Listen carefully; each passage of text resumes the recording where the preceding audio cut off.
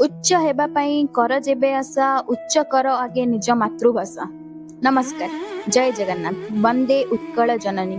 आपण मानकु voice of उत्कलर उत्कलर परिचयर द्वितीय अध्याय रे स्वागत, जहाँ आमको आम भाषा और साहित्यर गाथा मन पकाइब।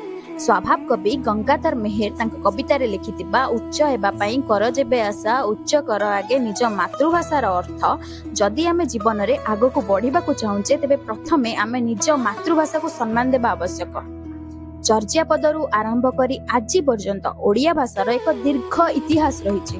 ब्रिटिश समय रे ओडिया भाषा को बंगला सह मिसाई देबार चेष्टा होइतिला, किंतु मधुसूदन दास, फकीरमोहन सेनापति और अन्य ओडिया संग्राम रे ओडिया भाषा निज स्वतंत्र परिचय को रक्षा करि परिथिला।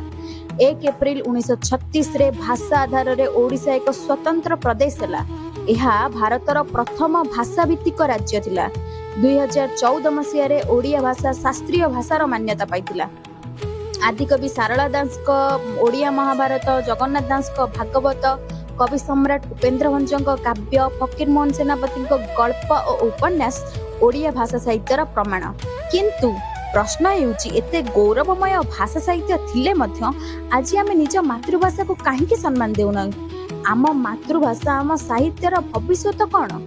वॉइस ऑफ उत्कल प्रश्न करूची, उत्तर आमे समस्त खोजिबा।